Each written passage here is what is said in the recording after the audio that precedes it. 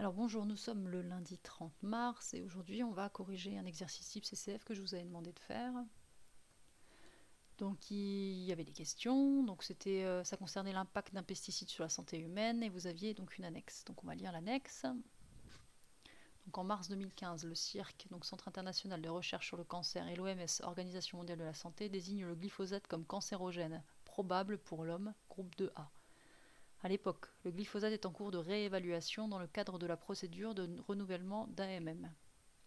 Plusieurs mois après, novembre 2015, l'EFSA, Autorité européenne de sécurité des aliments, chargée de coordonner cette réévaluation, rend un rapport dont les conclusions contredisent celles du CIRC en estimant improbable que le glyphosate soit cancérogène pour l'homme. Mais les études sur lesquelles l'EFSA s'était basée, qui n'ont pas été rendues publiques, ont été fortement critiquées. Selon l'ANSES, l'Agence nationale de sécurité sanitaire, les conclusions divergentes de l'EFSA et du CIRC sont dues à des critères différents de sélection des études retenues et de méthodologie d'établissement du niveau de preuve finale. Donc l'ANSES, l'Agence nationale de sécurité sanitaire, homologue français de l'OMS, a été saisie par l'État ainsi que par des associations de consommateurs UFC Que Choisir et CLCV afin d'évaluer les conclusions de ces deux rapports. Dans l'avis qu'elle publie en février 2016, elle relève que, au vu du niveau de preuve limité à la fois chez l'animal et chez l'homme, une classification en catégorie 1A ou 1B, donc cancérogène avéré ou présumé pour l'être humain, ne peut être proposée. Mais une classification en catégorie 2, substance suspectée d'être cancérogène pour l'homme, peut se discuter. Elle estime en conséquence nécessaire que le classement du glyphosate soit rapidement revu par l'Agence européenne des produits chimiques, ECHA. L'ANSES précise que les informations disponibles sur les risques du glyphosate seules ne justifient pas à ce stade un classement cancérogène probable, mais que le mélange du glyphosate avec certains coformulants, notamment ceux de la famille des taloamines, peut présenter des risques particuliers pour les utilisateurs. Donc vous voyez dans ce document, il est question du fait que le glyphosate soit cancérogène ou pas.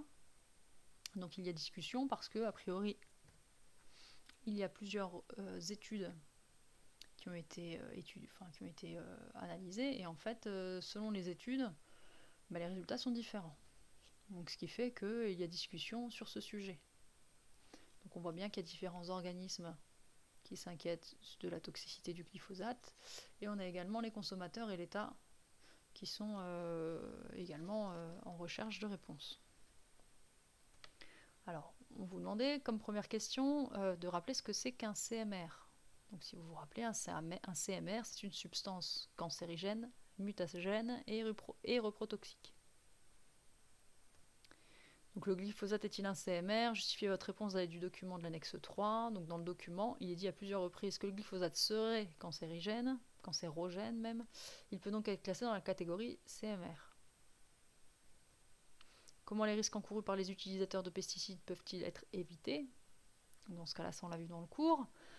Ils peuvent être évités en utilisant les EPI, donc équipements de protection individuelle, donc comme des lunettes, des gants, des combinaisons, un masque par exemple.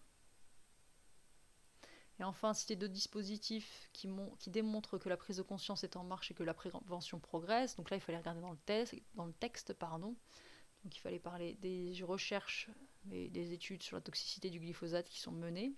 Et en parallèle, on a l'État et les consommateurs qui cherchent à avoir des informations quant à sa toxicité. Puis ils saisissent donc des organismes pour avoir donc des preuves de la toxicité du glyphosate.